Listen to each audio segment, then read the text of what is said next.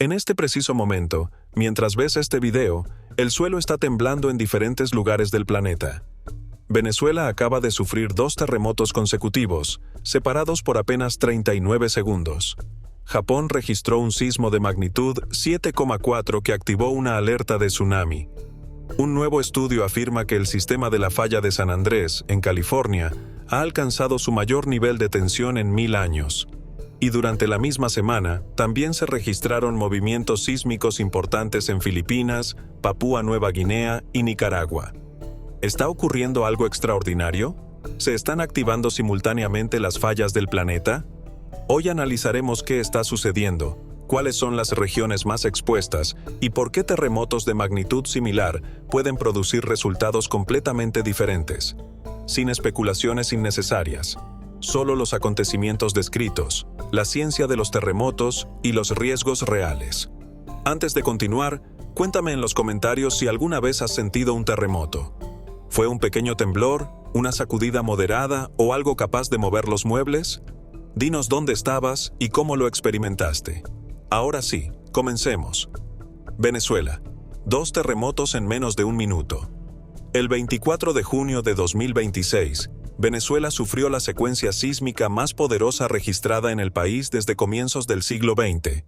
Utilizo la palabra secuencia porque no se trató de un solo terremoto. 2 grandes rupturas se produjeron con apenas 39 segundos de diferencia. El primer movimiento alcanzó una magnitud de 7,2. El segundo, considerado el evento principal, llegó a 7,5. Los epicentros se localizaron en el noroeste de Venezuela. Los análisis iniciales los describieron como terremotos de deslizamiento lateral, lo que significa que los bloques situados a ambos lados de la falla se desplazaron horizontalmente. Algunos especialistas plantearon que ambos movimientos podrían formar parte de una sola ruptura compleja, cuya liberación total de energía se aproximaría a un evento de magnitud 7,8. Para entender por qué la destrucción fue tan grave, debemos observar algo más que la magnitud. El primer factor fue la profundidad. Los terremotos se produjeron aproximadamente a 10 kilómetros bajo la superficie. Eso se considera muy superficial. Cuando una ruptura ocurre a 100 kilómetros o más de profundidad, parte de la energía se debilita al atravesar las capas de roca. Pero cuando sucede cerca de la superficie, casi toda la energía alcanza directamente los edificios y las infraestructuras. El segundo factor fue la vulnerabilidad de las construcciones. Venezuela llevaba años atravesando una grave crisis económica. El mantenimiento de las infraestructuras era limitado, y muchas normas de construcción no se aplicaban correctamente, especialmente en las zonas de menores ingresos. Cientos de miles de personas vivían en estructuras de ladrillo o bloques de concreto sin refuerzo, incapaces de doblarse y absorber el movimiento sísmico. Cuando el terreno se desplazó violentamente 2 veces en menos de un minuto, muchos edificios no pudieron resistir. Se derrumbaron.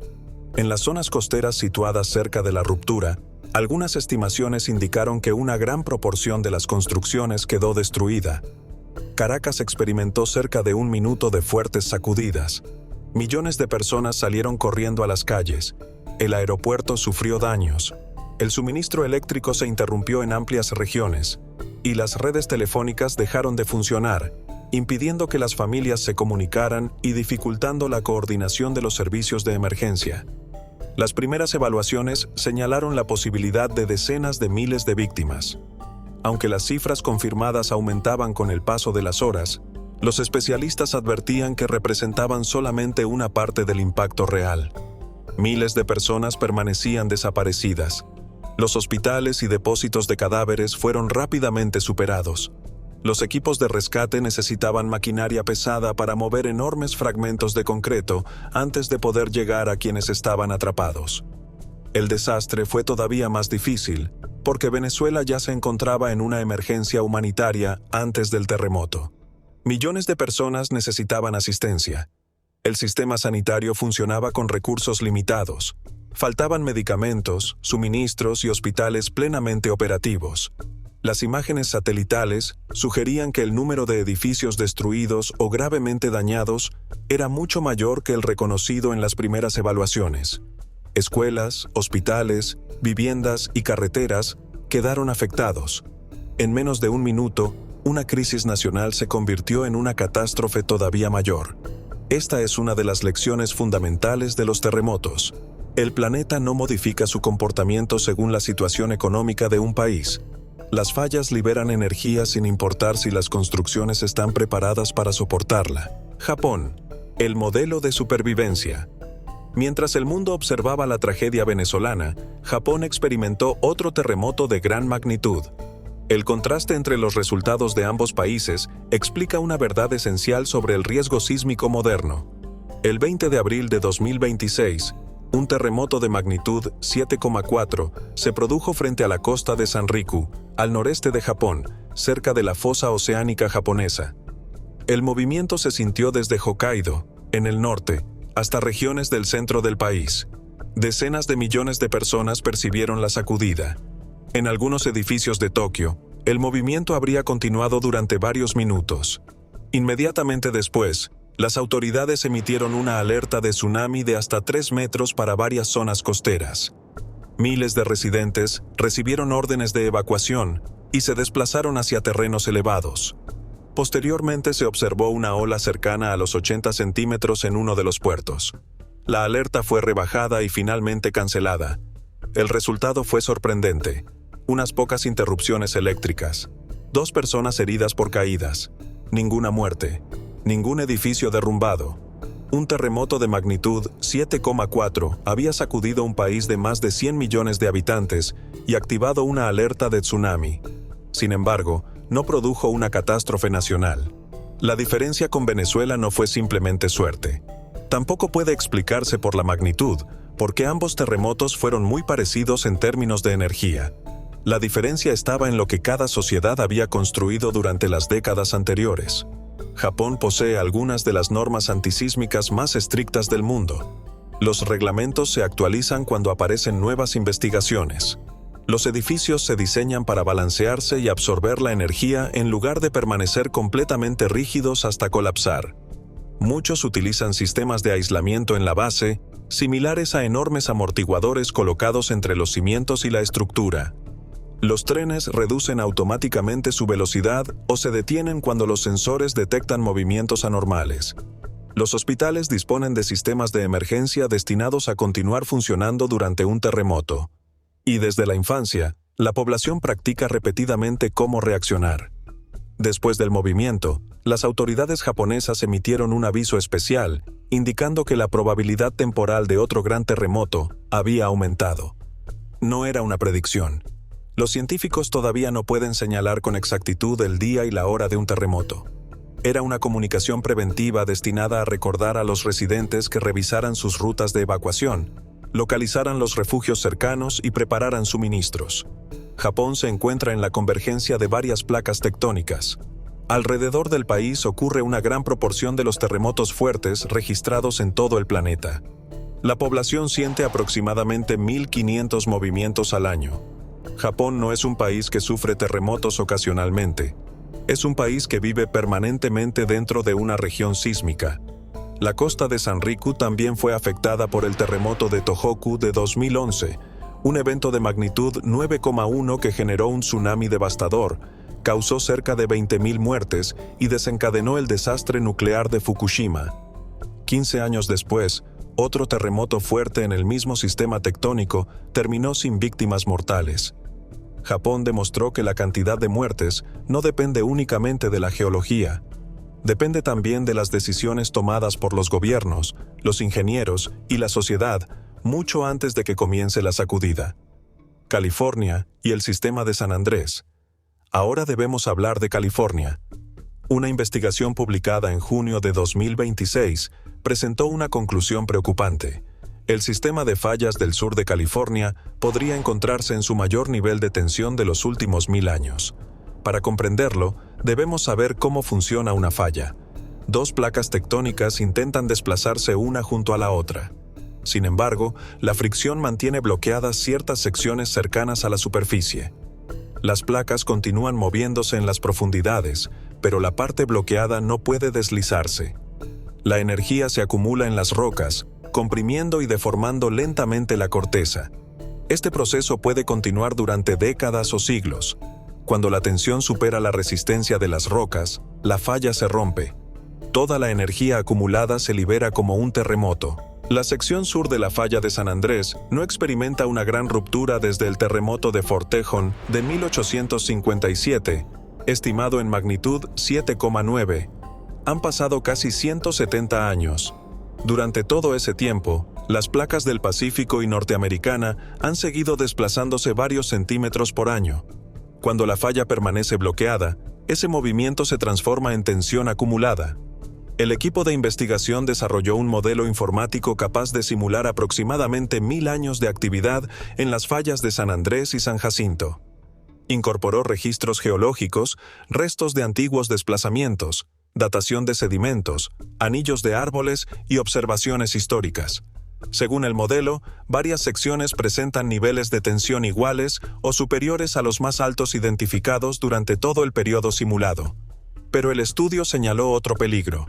Las fallas de San Andrés y San Jacinto se aproximan en la región del Paso del Cajón, a unos 80 kilómetros al noreste de Los Ángeles. Esta zona podría actuar como una puerta sísmica. Bajo determinadas condiciones, una ruptura que comenzara en una falla podría atravesar la región y continuar por la otra. En lugar de un terremoto limitado a una sola falla, podría producirse una ruptura múltiple. Un evento de este tipo podría alcanzar una magnitud de entre 7,4 y 7,8. Amenazaría simultáneamente la cuenca de Los Ángeles, San Bernardino, el condado de Riverside y el valle de Coachella. Los especialistas no pueden afirmar cuándo ocurrirá. Podría ser pronto o dentro de varias décadas. En términos geológicos, esa diferencia es muy pequeña, pero las consecuencias serían enormes. El área metropolitana de Los Ángeles tiene más de 13 millones de habitantes. Algunos terrenos blandos, especialmente los formados por sedimentos, pueden amplificar las ondas sísmicas. Miles de edificios antiguos, particularmente apartamentos construidos durante las décadas de 1960 y 1970, siguen siendo vulnerables. Las tuberías de gas y agua, las redes eléctricas, las autopistas y las vías ferroviarias atraviesan zonas próximas a fallas activas. Una ruptura conjunta podría provocar incendios por tuberías de gas dañadas. Las roturas en la red de agua dificultarían el trabajo de los bomberos. Las carreteras y vías ferroviarias quedarían interrumpidas, y los hospitales podrían ser superados precisamente cuando más se necesitaran. El mensaje de los investigadores fue directo. Las autoridades deben planificar una ruptura conjunta como una posibilidad real, no como un escenario remoto reservado para el peor de los casos. ¿Está aumentando la actividad sísmica mundial? Cuando observamos terremotos importantes en Venezuela, Japón, Filipinas, Papúa Nueva Guinea, Nicaragua y California durante un periodo relativamente corto, es natural buscar una conexión. ¿Está el planeta volviéndose más activo? La respuesta científica más prudente es que no existe evidencia clara de un aumento global extraordinario. La Tierra experimenta miles de terremotos todos los días. La mayoría son demasiado débiles para ser percibidos sin instrumentos. Los movimientos suficientemente fuertes para sentirse se cuentan por centenares cada jornada. Los terremotos de magnitud 6 o superior ocurren, en promedio, más de 100 veces al año. Eso equivale aproximadamente a uno cada pocos días en alguna parte del planeta. Por ese motivo, observar varios terremotos importantes durante la misma semana no es necesariamente anormal. Además, los sistemas tectónicos de Venezuela y Japón son independientes. Venezuela se encuentra cerca del límite entre las placas del Caribe y Sudamérica. Japón está situado en una compleja zona de subducción del Pacífico. Un terremoto venezolano no provoca otro en Japón. Las fallas se encuentran separadas por miles de kilómetros y no mantienen una conexión sísmica directa. Muchos de los demás acontecimientos se producen alrededor del Cinturón de Fuego del Pacífico, un arco de aproximadamente 40.000 kilómetros que rodea gran parte del océano. Japón, Filipinas, Papúa Nueva Guinea, California, México, Chile y Nueva Zelanda forman parte de esta región. Cerca del 90% de los terremotos del mundo ocurre en torno al Cinturón de Fuego. También concentra la mayoría de los volcanes activos. Por eso, durante casi cualquier semana, es posible encontrar varios movimientos importantes en esa zona. Lo que ha cambiado no es la geología. Lo que ha cambiado es el número de personas que viven sobre ella. Durante las últimas décadas, la población urbana mundial ha crecido rápidamente. Gran parte de ese crecimiento se concentra en ciudades cercanas a fallas activas: Tokio, Yakarta, Manila, Los Ángeles, Estambul, Ciudad de México, Lima, Bogotá. La pregunta no es si estas ciudades experimentarán algún día un gran terremoto. La pregunta es en qué estado se encontrarán sus edificios, carreteras, hospitales y sistemas de emergencia cuando ocurra. La magnitud no cuenta toda la historia. Muchas personas creen que una magnitud de 7,5 es solo ligeramente superior a una de 6,5. Pero la escala sísmica no es lineal, es logarítmica. Cada aumento de una unidad representa aproximadamente 10 veces más amplitud de movimiento y cerca de 32 veces más energía liberada. Un terremoto de magnitud 7,5 no libera un poco más de energía que uno de 6,5. Libera aproximadamente 30 veces más. Un movimiento de magnitud 8 puede liberar alrededor de 1000 veces más energía que uno de magnitud 6. Sin embargo, la magnitud tampoco determina por sí sola la destrucción. También importan la profundidad, la distancia a las ciudades, el tipo de falla, las características del suelo y la calidad de los edificios. Un terremoto de magnitud 7,5 producido a gran profundidad y lejos de zonas habitadas no tendrá las mismas consecuencias que uno superficial situado directamente bajo una ciudad. El mismo número puede representar dos desastres completamente distintos, los segundos que pueden salvar vidas. La ciencia todavía no puede predecir con exactitud cuándo comenzará un terremoto, pero los sistemas de alerta temprana pueden detectar la ruptura y avisar antes de que las ondas más destructivas lleguen a determinadas zonas.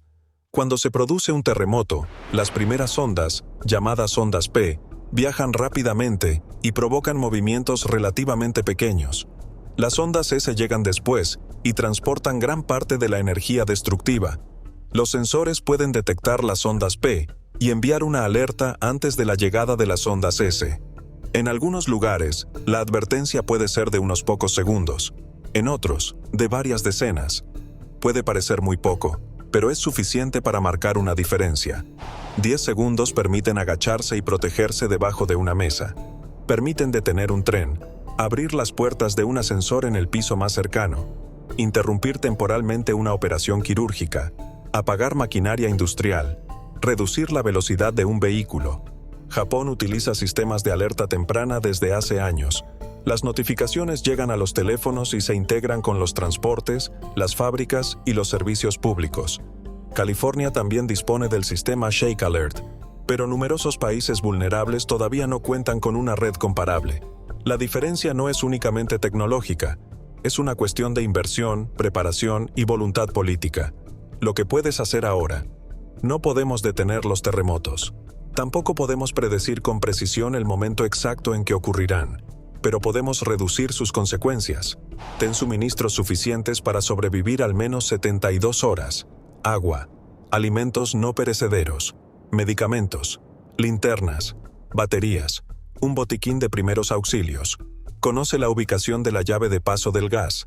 Asegura el calentador de agua. Fija los muebles pesados a las paredes. Prepara un plan de comunicación familiar para cuando las redes telefónicas dejen de funcionar. Identifica las rutas de evacuación y los refugios cercanos. Estas medidas pueden prepararse en una tarde. Durante un gran terremoto, pueden representar la diferencia entre atravesar la emergencia con seguridad o quedar completamente desprotegido. Reflexión final. El planeta lleva aproximadamente 4.500 millones de años haciendo esto. Las placas tectónicas se desplazan, las fallas se bloquean, la energía se acumula y finalmente se libera. Los terremotos existían mucho antes de la aparición de la humanidad y continuarán cuando ya no estemos aquí. No podemos impedirlos. Lo que sí podemos decidir es qué tan preparados estaremos cuando lleguen. Venezuela mostró lo que sucede cuando la pobreza, la inestabilidad y una infraestructura vulnerable se encuentran con un terremoto de gran magnitud. Japón mostró lo que ocurre cuando una sociedad acepta su realidad geológica y se prepara durante décadas. California representa ahora una gran pregunta abierta. Las investigaciones indican que sus fallas del sur acumulan una tensión extraordinaria. El llamado Gran Terremoto no es solamente una idea de Hollywood, es una posibilidad geológica inevitable, aunque nadie pueda decir exactamente cuándo llegará. Lo que suceda entonces dependerá de las decisiones tomadas ahora por ingenieros, autoridades, planificadores urbanos y residentes. La cantidad de víctimas producida por un terremoto no es únicamente el resultado de un acontecimiento geológico, también es el resultado de decisiones humanas. Seguiremos observando las réplicas de Venezuela, las mediciones de la falla de San Andrés y las alertas emitidas en Japón. Suscríbete para no perderte las próximas actualizaciones y responde en los comentarios. ¿Alguna vez has vivido un terremoto? ¿Dónde estabas y qué sentiste? Porque los terremotos no son solamente acontecimientos geológicos, son experiencias humanas, y comprenderlo es el primer paso para comenzar a prepararnos.